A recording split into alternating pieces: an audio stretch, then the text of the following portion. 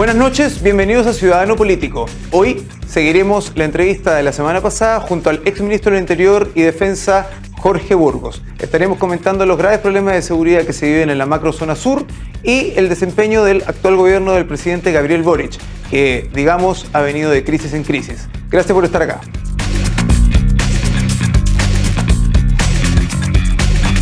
Hola Andrés, ¿cómo estás? Seguimos con esta entretenida entrevista. Muy bien, gracias, Cris. Buenísimo. Entremos un poco al tema constitucional. ¿Cómo ves este nuevo proceso? ¿Crees que lleguemos a tener una nueva versión mejor de la Constitución que vayamos a votar en el próximo plebiscito? ¿Sabes que yo lo veo con mucha... Mira, más que esperanza, lo veo con más tranquilidad que el proceso anterior. Creo que hay garantías suficientes para que salga una buena Constitución. Si no sale una buena ahora, no hay forma que pueda salir una buena en el futuro. Porque están todas las garantías, los cercos, la mirada más técnica, la mirada de participación, es decir, se aprendió del proceso anterior y se reforzó, hubo como un doble refuerzo. Cuando uno ve que hay bases que no van a permitir la refundación del país, ni los maximalismos, ni que todo va a partir de cero, a mí por lo menos, tratando de mirarlo desde afuera, obviamente uno está adentro, la sensación es de tranquilidad, de que difícilmente puede salir algo que no sea positivo para el país. Hay certeza, hay mayor certidumbre en un proceso acotado, hay expertos que me parece que se hizo un buen trabajo por parte del Congreso, desde el punto de vista que se eligió gente con experiencia en el mundo público, privado, con experiencia política. Creo que hay una buena combinación, académicos, gente que trabajó en política, que ahora está en el mundo académico, por lo tanto el diálogo. Creo que no hay posturas radicales desde el punto de vista de los expertos, y me parece que el Consejo Constitucional, cuando tú hablas de elecciones regionales y con 50 miembros, yo creo que te va a dar una mirada más moderada, considerando además que va a haber un voto obligatorio. Entonces, si bien yo siento que, está bien, la gente no es prioridad el tema constitucional, no queremos revivir esto en 10, 20, 30 años más. Queremos dar este capítulo por cerrado, tener una constitución que no sea objeto de cuestionamientos políticos, de legitimidad y ilegitimidad, que sea representativo de un país que ha evolucionado políticamente y que no tenga sesgos ni para uno ni para el otro lado. Y yo creo, por lo menos soy optimista por lo que me ha tocado ver, Andrés, en este último tiempo. No puedo evitar recordar que tú fuiste por el apruebo en la primera pasada. Sí. ¿Cómo fue eso? Duro, porque yo represento un partido centro-derecha, entonces siempre están las caricaturas. Yo por eso me acordaba mucho a Varillos cuando los funaban, los apuntaban con el dedo, que eran vendidos, con versos, de todo les decían, que se habían vendido a la derecha. A mí me decían lo mismo, pero para el otro lado, que era de izquierda, que cómo iba a votar con la extrema izquierda. Votábamos por razones distintas, pero ¿En qué momento dijiste, ahora voy a votar rechazo? Cuando leí la Constitución, porque a mí muchos me decían, pero si votaste a prueba, ¿cómo vas a votar rechazo? Yo voté a prueba, pero no voté por un cheque en blanco. Yo voté porque genuinamente creía que teníamos que sanar las heridas y que teníamos que tener una Constitución que fuera la base de unidad de un país. Está bien, no iba a resolver todos los problemas, pero creo que era un simbolismo importante para nuestro país después de todo, de los últimos años. Pero eso no significaba que iba a aprobar cualquier cosa. Entonces, yo fui los principales promotores también después del rechazo, porque me parecía que era una Constitución donde primó una Constitución partisana, donde no hubo diálogo, donde primó el radicalismo, las posturas refundacionales, identitarias, alejadas del sentido común, alejadas de lo que era nuestro país, la historia constitucional de nuestro país, o la historia de los últimos 200 años, cultural que habíamos tenido, el avance cultural. Entonces, yo estaba muy convencido del rechazo. Yo creo que no... Bueno, me tocó en detalle leer la Constitución y la verdad es que uno quedaba espantado. Bueno, menos mal se pasaron 3 pueblos justamente con este tema de hacerlo tan ideologizado, porque gracias a eso es que el rechazo ganó con un 62% y Chile les dijo, señores, basta, esto no queremos. Fue una derrota cultural gigante para ellos, sí. Porque creían que después del 2019 iban a hacer lo que quisieran con el país.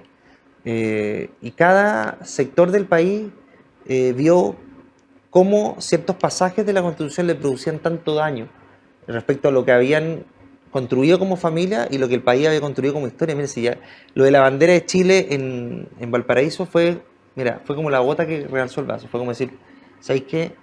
Esto no tiene vuelta atrás. O sea, ya insultar a un símbolo patrio de esa magnitud, o sea, eso ya te da la bajada para lo que viene desde el punto de vista de lo que querían como país. Y me parece que el 62% fue una victoria contundente, pero también una derrota cultural muy grande para ellos desde el punto de vista del proyecto político que querían profundizar en nuestro país y que era el reflejo del desastre de países vecinos. ¿El voto obligatorio le dio más fuerza o más realidad a la voz del pueblo chileno? Sí, mira, yo soy de los principales impulsores del voto obligatorio. A mí me encanta el voto obligatorio. Sí. Que llegó para quedarse. Que llegó para quedarse, yo lo voté a favor desde que se presentó el Congreso el periodo pasado. De hecho, firmé el primer proyecto que se rechazó en general en el Congreso, creo que el 2019. Porque creo que el voto obligatorio saca a la gente más moderada de las casas. Creo que el voto obligatorio moviliza a esa gente que no está politizada, pero que vive tranquila. Tiene su trabajo, no tiene un pensamiento, no es una barra brava que tiene un pensamiento extremista de uno u otro lado. Tiene un pensamiento político quizás no es cercano a ningún partido, pero le gusta la estabilidad, le gusta la certeza, le gusta la certidumbre y le gusta saber que va a haber un país que sabe lo que va a pasar el día de mañana. Y ese voto se movilizó. El voto voluntario te hace hablarte a los nichos, te hace hablarle a ciertos sectores del país que tú sabes que los movilizan más el tema de ir a votar que otros. Y el voto obligatorio con el 85% de participación te reflejó que precisamente esa gente que uno no sabía dónde estaba, la verdad es que es bien sensata y actúa desde el sentido común, no con una base ideologizada de lo que quiere para el país. Y me parece que ese voto se va, como dices tú, llegó para quedarse. Obviamente que ese voto hay que mantenerlo, hay que incentivarlo, porque Latinoamérica, tú sabes que dentro del mundo el voto obligatorio es una excentricidad. O sea, el voto obligatorio, en general, en gran parte del mundo, el voto voluntario es el que impera. En Latinoamérica está más dividido, principalmente porque tenemos democracias menos estables, instituciones mucho más cuestionadas. ¿Perú es obligatorio? En Perú es obligatorio. Sí, claro. En Costa Rica, por ejemplo, es obligatorio, pero no tiene sanción. En Argentina es obligatorio también, pero la sanción se aplica poco. ¿Acaba de tener sanción? Acaba de tener sanción, sí, mira. Tiene que legislarse la sanción, porque en Chile el problema que teníamos que había sanción, pero no se aplicaba la sanción. Entonces, finalmente venían los famosos perdonazos por no ir a votar. Entonces se empezó a instalar la sensación de que no había sanción. Y eso es lo peor que puede ocurrir, porque si se instala la sensación, la gente va a decir, esto es lo mismo que el voto voluntario. Porque lo que pasaba con el voto voluntario, obligatorio antes, que era un voto donde tú tenías que inscribirte para votar. Claro. Y eso terminó desfigurando el padrón electoral, porque era un padrón electoral muy mayor, donde finalmente los jóvenes no se inscribían. Hoy día es voto obligatorio e inscripción automática. Es decir, todos están obligados a ir a votar y eso va a marcar obviamente un cambio importante. Sí. Yo estuve estudiando casos en la región y puntualmente el caso en Perú, por ejemplo, que es voto obligatorio, desde los 18 años, por cierto, tiene como sanción una especie de muerte administrativa. Si tú no votaste, no puedes firmar en una notaría, no puedes cobrar un cheque, no puedes hacer absolutamente nada. Y esa muerte administrativa, más allá de la multa en plata que tienes que pagar, esa muerte administrativa y te inutiliza, hace que sí o sí te tengas que regularizar. Aparte que te duele pagar, porque hay que pagar la multa. Analizamos el caso de Perú también. Sí. De hecho, habían varias cosas que nos llamaron la atención de lo que pasaba con Perú. Claro, hay una suerte de muerte administrativa que desde el punto de vista del incentivo es mayor para ir a votar, porque finalmente te obsta de realizar trámites que para el día a día, para todos los chilenos son importantes. Entonces, eso quizás puede ser más persuasivo que una multa, porque la multa va a un rango de multa. Entonces, finalmente hay personas que quizás la multa no les va a ser tan onerosa el poder pagarla, o otras personas que, sobre todo la gente más vulnerable, le va a ser muy onerosa. Por eso nosotros, por ejemplo, estábamos con un rango de multa, o sea, que el juez de policía local se pudiera mover. Pero por ejemplo, hay otros países como Colombia que tienen incentivos para ir a votar. Por ejemplo, mayor puntaje en la ficha de protección social, incentivos en materia educacional, hay media jornada en el tema laboral, lo que recuerdo porque esto lo tramitamos hace un par de años. Yo creo que tienen que haber ambas cosas, pero lo que no puede ocurrir es que el voto obligatorio se sienta como que vuelva a ser voluntario. Porque lo que vimos ahora en las largas filas en las comisarías reflejó de que la gente realmente se tomó en serio que el voto era obligatorio. Y eso tiene que ver con mejorar el procedimiento en los juzgados de policía local, que es algo que hay que trabajarlo y trabajarlo bien, no dejarlo como estaba. Perdón, última pregunta sobre el tema del voto obligatorio. ¿Esto tienen que regularlo antes de esta sanción? ¿Hay que regularla luego? Sí, lo que pasa es que quedó, para las elecciones periódicas, quedó que se iba a regular a través de una ley. En la elección de ahora, del plebiscito, quedó el procedimiento que es ante el juzgado de policía local, que es el Ya. procedimiento tradicional. Perfecto. Pero para las elecciones periódicas hay que regularlo en una ley aparte, por lo tanto, esta ley tiene que estar lista durante este año, antes de las elecciones municipales, que son el próximo año. Perfecto. Retomando el tema constitucional per se, ¿qué rol crees tú debe jugar el gobierno de Gabriel Boric? ¿Tiene que hacerlo distinto? Porque recordemos que para la campaña anterior figuraba la ministra Vallejo repartiendo libritos en la Plaza de la Constitución en vez de estar haciendo la pega. Claro. Y tenías básicamente un gobierno en campaña. Así es. Un gobierno que tuvo un periodo de X cantidad de meses donde en vez de gobernar se dedicó a hacer campaña. ¿Qué esperas tú de ellos ahora? Que no cometan los mismos errores garrafales que hicieron con aquello. Sujetar una constitución para poder gobernar es el peor de los errores que puedes hacer, porque inmovilizas un país, lo paralizas completamente. Eso es lo primero. O sea, desde el punto de vista político no pueden volver a cometer esos errores. Es decir, esperar una constitución para poder gobernar quiere decir que los eligieron ¿para qué entonces? ¿Para una batalla ideológica que pueden perder? No, eso yo creo que está fuera de lugar. Y lo segundo es que en ese afán de tratar de imponer un texto constitucional no derrochen recursos públicos, que para los chilenos es tan importante, sobre todo en momentos tan difíciles como estos. Pero yo creo que ellos deberían mantenerse al margen, sin perjuicio de tener una labor desde el punto de vista informativa cuando sea procedente, no derrochando estos millones y millones de pesos, incluso con kioscos acá enfrente de la moneda, recorriendo el país para cualquier cosa, menos para gobernar con recursos públicos, que además es mucho más simple, porque finalmente la caja es ilimitada para ellos, pero yo creo que ellos deberían tener un rol, podría decir de árbitro, neutral, no de comentaristas, pero sí informativo. Yo creo que debería ser así porque lo que se avecina pareciera ser que va a ser una constitución más equilibrada desde el punto de vista de las fuerzas políticas. Y bueno, yo creo que ellos deberían enfocarse en gobernar, porque la verdad es que perdimos un año completo. Bien, entonces el mensaje sería enfocarse a gobernar y cumplir un rol informativo objetivo. Dejémoslo ahí.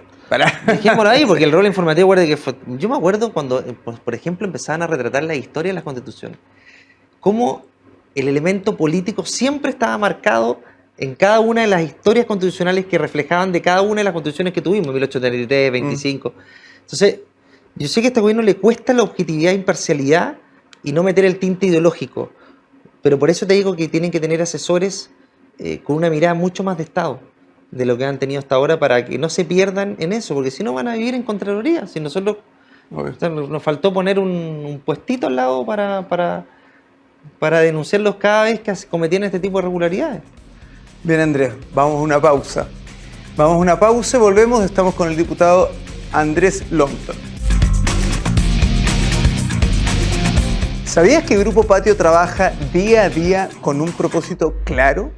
Unir personas y enriquecer más sus vidas. Descubre mucho más en patio.cl. Hola, estamos de regreso en la entrevista junto a Andrés Longton, diputado. Andrés, hablando de seguridad, que hoy día es la principal preocupación de los chilenos, sin duda en todas las encuestas está en el número 1 de la preocupación de los chilenos. Tú integras la Comisión de Seguridad. Para ti, ¿cuáles son los proyectos prioritarios que deberían salir en el Congreso este 2023? Son hartos. Mira, voy a tratar de resumir. Nosotros estamos en una lucha hace mucho tiempo con la Defensoría de las Víctimas. En nuestro país vivimos el absurdo de que quienes cometen un delito, o son imputados, o los delincuentes, tienen un abogado pagado por todos los chilenos. Y quien es víctima, uno no tiene un abogado. Tiene que pagárselo de su propio bolsillo. Y si no tienes recursos, la verdad es que tienes una defensa. No tienes defensa.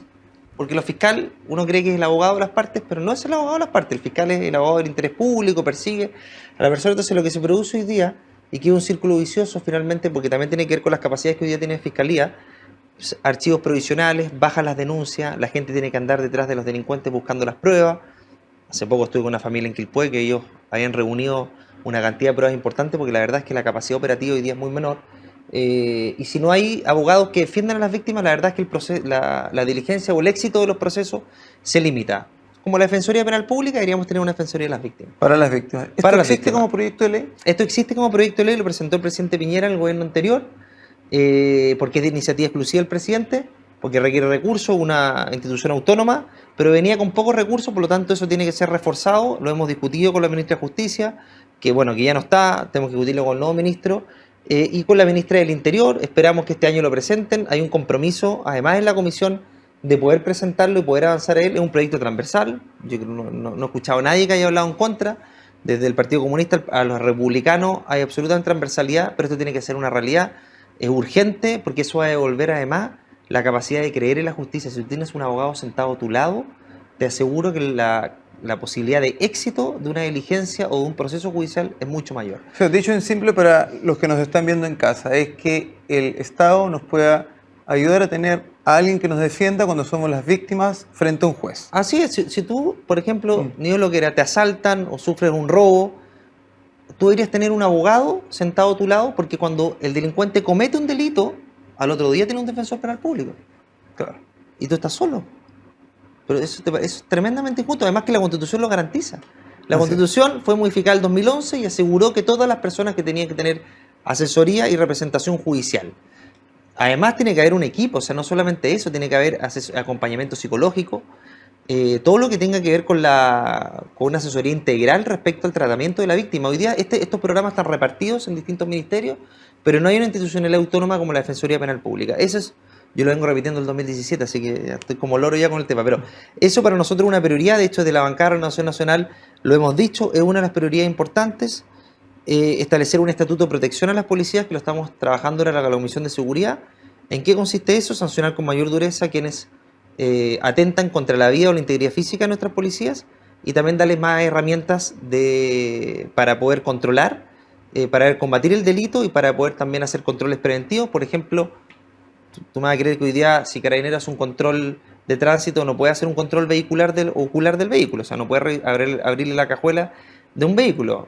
Hace algunos años en San Antonio, yo no sé, es muy conocido este caso, se le encontró armamento de guerra y drogas a una persona, lo tomaron detenido y el juez de garantía lo dejó libre porque era una detención ilegal, porque no podía abrir la cajuela del auto. Bueno, ese tipo de cosas nosotros la queremos remediar. O como por ejemplo, si un carabinero está en su vehículo policial y está detrás de un delincuente en una persecución y el carabinero choca el auto, tú sabes que el que tiene que pagar el auto no es el fisco, es el carabinero.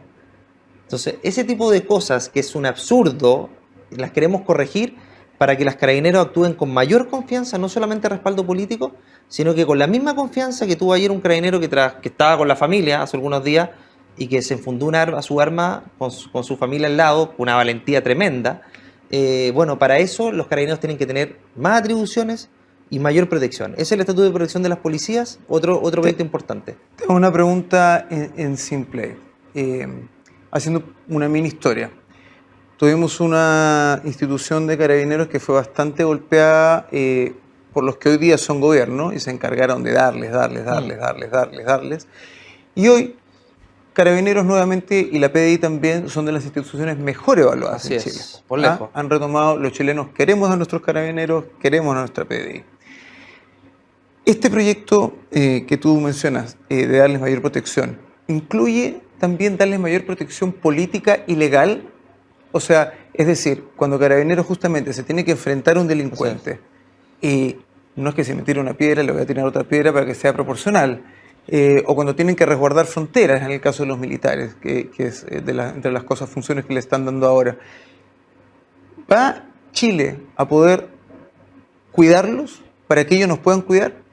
Así es, lo contempla también, yo comparto tu mirada. Establecemos la legítima defensa privilegiada, es decir, que hay un uso racional de la fuerza por parte de los carabineros, no proporcional, porque proporcional, como tú decías, tirar una piedra y te tengo que responder con una, no. Que la legítima defensa privilegiada sea establecida de carácter legal, específicamente para las policías, y que el día de mañana no estén desfilando por tribunales. Eso lo establecemos de manera clara, bajo los elementos eximentes de responsabilidad penal que establece el Código Penal, pero establecido de manera clara para que haya una presunción legal del uso legítimo de la fuerza por parte de las policías, porque hoy día, mira, yo siempre cuento este episodio porque es de mi distrito de Quilpué, el Cabo Florido, que murió en una persecución policial acá en Pedro Aguirre Cerda. Tú sabes que el padre nos comentó y lo dijo públicamente que él tuvo miedo de utilizar el arma, que se tiró a taclearlo, porque tenía miedo a caer preso, ya que su familia quedara desprotegida. Bueno, ese tipo de cosas hay que remediarla. La suspensión, después, al lado de eso hay una suspensión administrativa, no puede seguir ejerciendo su función. Entonces, finalmente las policías muchas veces dicen, bueno, ¿para qué ocupar el arma? Y finalmente el perseguido voy a ser yo. Bueno, ese tipo de cosas están contempladas en el Estatuto de Protección de la Policía. Está el proyecto de ley. Mira, lo votamos en general en la Comisión de Seguridad el otro día, 2 votos en contra, Partido Comunista y el Frente Amplio, pero lo votamos por mayoría. En general, lo vamos a votar ahora, empezar a votar en particular, y esperamos sacarlo ahora a la vuelta del receso legislativo, y después hay que hacer la pega obviamente en el Senado. No me cae ninguna duda que vamos a tener mayoría, porque además está refundido con un proyecto del diputado Leiva, que es del Partido Socialista. Por lo tanto, tenemos una amplia mayoría. Prodignidad lamentablemente no se suma a la votación en general, que es una votación de la idea de legislar, pero esperamos sacarlo lo antes posible. Y después vienen los proyectos que tienen que ver con el control migratorio, que para nosotros son muy relevantes, el tener un registro en la frontera, un control preventivo en la frontera, registro de vestimenta, de las ropas, tener a la Fiscalía que se pueda ampliar el plazo de detención. Hoy día tiene un plazo de detención muy acotado, que puedan ejercer también una labor consular, protocolar con las embajadas de los distintos países, el poder considerar las reincidencias de otros países. Si la persona cometió un delito en su país de origen, esa residencia también se le tiene que ser considerada acá en Chile. Todos esos elementos que terminan generando un elemento disuasivo mayor para quien viene a delinquir en nuestro país, cuando tenemos fronteras que están desbordadas, donde este año no tuvimos récord de ingreso irregular, fue el año pasado, pero sí tuvimos récord de pocas expulsiones administrativas, 24 expulsiones administrativas de más de 50.000 ingresos por nuestra frontera. Y eso hace que hoy día estemos importando delitos de mucha peligrosidad que no estábamos habituados, y nos obligan también a hacer reformas legales, como lo estamos haciendo ahora a través de reforma a la figura del sicariato, del secuestro, cosas que no estábamos habituados, pero que nosotros creemos que la migración irregular, como lo señaló la encuesta CADEM, que señaló que el 82% creía que este gobierno lo estaba haciendo mal en materia de migración, porque hay una historia atrás que además no los acompaña, requieren también medidas mucho más firmes respecto, sobre todo, a las medidas de expulsión y al cumplimiento de penas y a los controles que hay en las fronteras, que nosotros creemos que son absolutamente insuficientes. Bien, nos acercamos al final del programa, Andrés. Nos quedó pendiente justamente el tema de la macro zona norte y el problema fronterizo, pero lo vamos a conversar sin duda en una siguiente entrevista contigo. Pasemos a nuestro último bloque, Andrés, que es un bloque de preguntas y respuestas cortas. Relajado. La parte más, la parte más fácil del programa. Sí, no. Bien. ¿Son políticos difíciles? No, tranquilo. Andrés, ¿qué nota le pondrías al gobierno del presidente Gabriel Boric? Un 3. Un 3. ¿Por? Estoy siendo generoso, ¿verdad? Yo le pondría, mira, un 2.8 le pondría. No creo que llegue al 3. ¿Por qué? Porque yo creo que, a ver, tratando de resumirlo, el presidente llegó con un programa de gobierno que era un programa de gobierno muy enfocado a un nicho electoral que él tenía, que es de una izquierda más radical. Con poco sentido de realidad lo que está pasando en el país, con poco sentido de flexibilidad. Él quiso en la segunda vuelta hablarle a un país distinto, pero resulta que volvimos a tener al Boric de la primera vuelta, donde él todavía no puede convivir entre lo que necesita el país y su esencia más ideologizada de izquierda, que le impide hablarle a un nicho distinto que al de sus bases. Y eso creo que a él lo tiene muy conflictuado. Y esa posibilidad y esa flexibilidad que mostró en segunda vuelta, creo que la perdió. Para ganar la segunda vuelta. Y creo que fue para ganar la segunda vuelta. Bueno, eso lo mantiene con un 2.8. Sí. Lamentable. A todos los chilenos nos conviene que al presidente le vaya bien. Absolutamente. Sí, lamentablemente se mantiene ahí. Andrés, en base a tu experiencia, ¿fue la anterior convención constitucional lo más parecido a un reality? Qué buena pregunta. Acordémonos. Sí. A ver, es que estoy tratando de imaginarme las dos escenas. Fue parecido, pero tú sabes que hasta en el reality éramos más tolerantes entre nosotros y dialogábamos más. Yo creo que lo que pasó en la convención fue un nivel de enfrentamiento irracional, donde el odio se movilizó en su plenitud. ¿Por quién pensaba distinto? Y eso yo nunca lo vi en ninguno de los 3 reality. Ninguno. Obviamente que había gente adentro que le gustaba el sentido del espectáculo y la televisión y todo eso, y se prestaba para eso. Pero nunca vi ese nivel de agresividad. A ver, lo vi con enfrentamientos parciales, uno se peleaba por discusión en particular, pero nunca así el nivel de odiosidad de no querer conversar contigo porque piensas distinto. Eso yo no lo vi, así que yo creo que fue más... Yo creo que para un productor de reality habría sido... no habría tenido que editar nada, porque habría tenido contenido para... Contenido de sobra. Contenido de sobra para, sin duda. Para varios años. Carrete pagado por todos nosotros incluido, con piscinazo. Además. Andrés, ¿cuál ha sido el mejor piropo que te han tirado? Ay, qué bueno. A ver, ya, está claro que han sido varios. pero no, estoy dando... no, nada, a ver...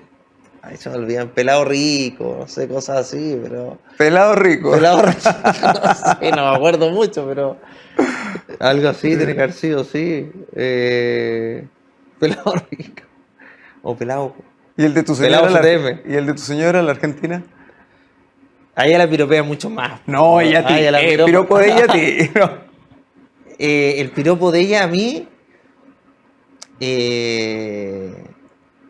así como físico o de personalidad. Físico. A ver, que le gustan mis piernas. Ajá. Y eso en verdad nunca me lo había dicho nadie, por eso me acuerdo. Por eso me acuerdo. La verdad que a mí no es la única que le gustan mis piernas. Esa es la verdad. Bien ahí. Andrés, te vamos a ver como senador, como presidente. Yo creo que más cercano a senador. Lo de presidente, a ver, yo creo que el costo personal es muy alto. Y yo creo que hay que tener, a ver, nivel de ambición acompañado también con un sentido político donde tu vida la visualizaste siendo presidente. Yo, la verdad es que yo soy de los que vive el día a día. Y voy quemando etapas. Yo no soy salido diputado y al tiro empiezo a pensar en 4 años más. Yo he tenido tantos cambios en mi vida, he pasado la política a la tele he vuelto a trabajar en lo público. Entonces, a mí me pasa que no se me va la vida. Me gusta mucho, pero soy capaz de adaptarme. Bueno, si tú me preguntas, me gustaría ser, sí. Obviamente que la próxima etapa, que me gustaría ser senador, y es algo que vamos a trabajar para que sea así, pero bueno, es algo que vamos a ir visualizando y definiendo a medida que pasa el tiempo. No tenemos dudas que te vamos a ver ahí en el Senado. Gracias, Cris. Un par de periodos. Oye, Andrés, muchas gracias por la entrevista. Ha estado muy entretenida, nos pusimos un poco al día. Espero que tengamos una más para tocar todos los temas que nos quedaron pendientes. Además, tenemos un año electoral atómico para comentar. Así es. Y tienes mucha pega en el Congreso. Harta pega, agradecerte, Cris, el espacio. Se pasó rápido, estuvo entretenido. Siempre es bueno alejarse un poco del mundo político y entrar en la parte más humana que a veces es lo que la gente no conoce bien, así que agradecerte por el espacio, Cris. Muchas gracias Andrés por la visita. Bien, hoy estuvimos junto al diputado Andrés Longton, tuvimos una muy buena entrevista. Véanos todos los miércoles a las 10 de la noche a través del canal 182 de Sapin TV, también a través de nuestro canal Agricultura TV en YouTube y en la página de Radio Agricultura. Muchas gracias por haber estado con nosotros. Estuvimos junto al diputado Andrés Longton. Nos vemos la próxima semana.